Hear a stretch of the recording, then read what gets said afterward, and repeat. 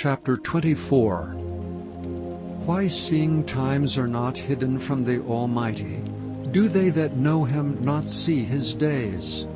Some remove the landmarks. They violently take away flocks and feed thereof. They drive away the ass of the fatherless. They take the widow's ox for a pledge. They turn the needy out of the way. The poor of the earth hide themselves together. Behold, as wild asses in the desert, go they forth in their work, rising betimes for a prey. The wilderness yieldeth food for them and for their children. They reap every one his corn in the field, and they gather the vintage of the wicked. They cause the naked to lodge without clothing. They have no covering in the cold. They are wet with the showers of the mountains, and embrace the rock for want of a shelter. They pluck the fatherless from the breast, and take a pledge of the poor. They cause him to go naked without clothing, and they take away the sheaf from the hungry, which make oil within their walls, and tread their winepresses, and suffer thirst. Men groan from out of the city, and the soul of the wounded crieth out. Yet God layeth not folly to them. They are those that rebel against the light. They know not the ways thereof, nor abide in the paths thereof. The murderer rising with the light killeth the poor and needy, and in the night is as a thief. The eye also of the adulterer waiteth not for twilight, saying, No eye shall see me, and disguiseth his face. In the dark they dig through houses, which they had marked for themselves in the daytime. They know not the light. For the morning is to them even as the shadow of death. If one know them, they are in the terrors of the shadow of death. He is swift as the waters. Their portion is cursed in the earth. He beholdeth not the way of the vineyards. Drought and heat consume the snow waters. So doth the grave those which have sinned. The womb shall forget him. The worm shall feed sweetly on him. He shall be no more remembered, and wickedness shall be broken as a tree. His evil entreateth the barren that beareth not, and doeth not good to the widow. He draweth also the mighty with his power. He riseth up, and no man is sure of life. Though it be given to him to be in safety, whereon he resteth, yet his eyes are upon their ways. They are exalted for a little while, but are gone and brought low. They are taken out of the way as all other, and cut off as the tops of the ears of corn. And if it be not so now, who will make me a liar, and make my speech nothing worth? Chapter 25. Then answered Bildad the Shuhite, and said, Dominion and fear are with him. He maketh peace in his high places. Is there any number of his armies? And upon whom doth not his light arise? How then can man be justified with God? Or how can he be clean that is born of a woman? Behold, even to the moon, and it shineth not. Yea, the stars are not pure in his sight. How much less man that is a worm, and the Son of Man which is a worm. Chapter 26. But Job answered and said, How hast thou helped him that is without power? How savest thou the arm that hath no strength? How hast thou counseled him that hath no wisdom? And how hast thou plentifully declared the thing as it is?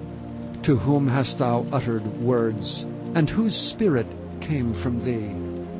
Dead things are formed from under the waters, and the inhabitants thereof.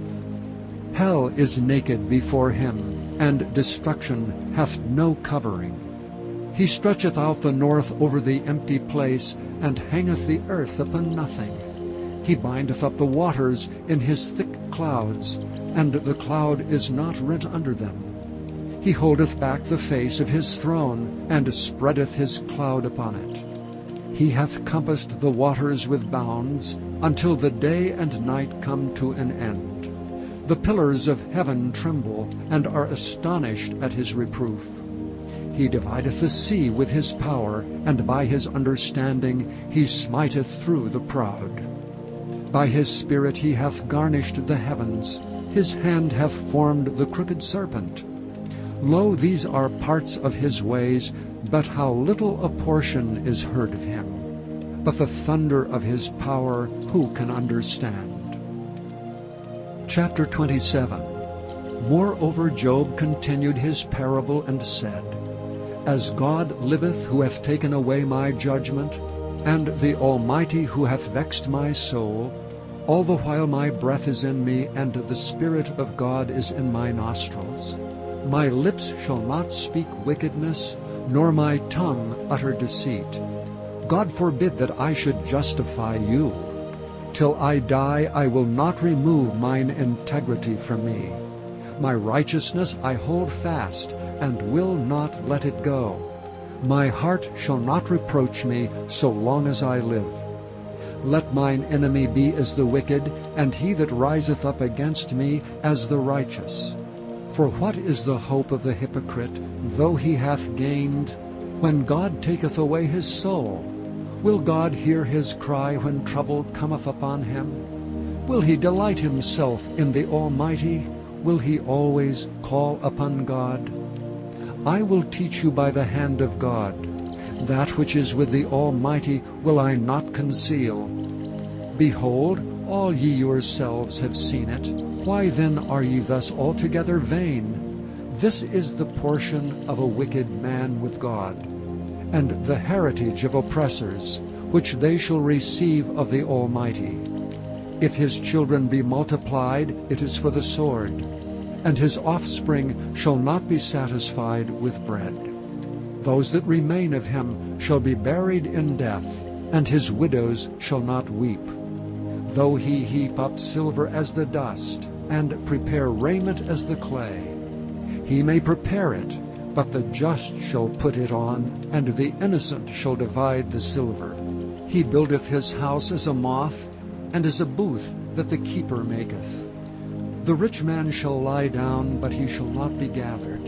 He openeth his eyes, and he is not. Terrors take hold on him as waters. A tempest stealeth him away in the night. The east wind carrieth him away, and he departeth, and as a storm hurleth him out of his place. For God shall cast upon him, and not spare. He would fain flee out of his hand. Men shall clap their hands at him, and shall hiss him out of his place. Chapter 28.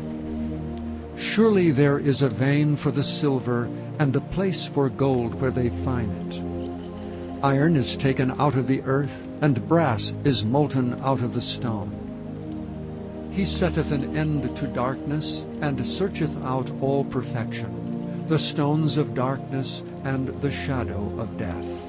The flood breaketh out from the inhabitant, even the waters forgotten of the foot. They are dried up, they are gone away from men. As for the earth, out of it cometh bread, and under it is turned up as it were fire. The stones of it are the place of sapphires, and it hath dust of gold. There is a path which no fowl knoweth, and which the vulture's eye hath not seen. The lion's whelps have not trodden it, nor the fierce lion passed by it. He putteth forth his hand upon the rock, he overturneth the mountains by the roots. He cutteth out rivers among the rocks, and his eye seeth every precious thing. He bindeth the floods from overflowing, and the thing that is hid bringeth he forth to the light. But where shall wisdom be found? And where is the place of understanding? Man knoweth not the price thereof, neither is it found in the land of the living. The depth saith, It is not in me, and the sea saith, It is not with me. It cannot be gotten for gold, neither shall silver be weighed for the price thereof. It cannot be valued with the gold of Ophir, with the precious onyx or the sapphire. The gold and the crystal cannot equal it. and the exchange of it shall not be for jewels of fine gold. No mention shall be made of coral or of pearls, for the price of wisdom is above rubies. The topaz of Ethiopia shall not equal it, neither shall it be valued with pure gold. Whence then cometh wisdom, and where is the place of understanding? Seeing it is hid from the eyes of all living, and kept close from the fowls of the air. Destruction and death say, We have heard the fame thereof with our ears. God understandeth the way thereof, and he knoweth the place thereof. For he looketh to the ends of the earth, and seeth under the whole heaven, to make the weight for the winds, and he weigheth the waters by measure. When he made a decree for the rain, and a way for the lightning of thunder, then did he see it, and declare it. He prepared it, yea, and searched it out. And unto man he said, Behold, the fear of the Lord, that is wisdom, and to depart from evil is understanding.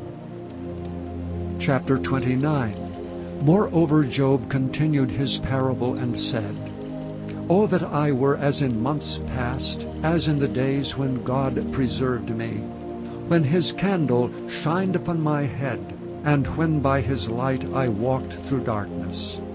As I was in the days of my youth, when the secret of God was upon my tabernacle, when the Almighty was yet with me, when my children were about me, when I washed my steps with butter, and the rock poured me out rivers of oil, when I went out to the gate through the city, when I prepared my seat in the street. The young men saw me and hid themselves, and the aged arose and stood up. The princes refrained talking, and laid their hand on their mouth. The nobles held their peace, and their tongue cleaved to the roof of their mouth.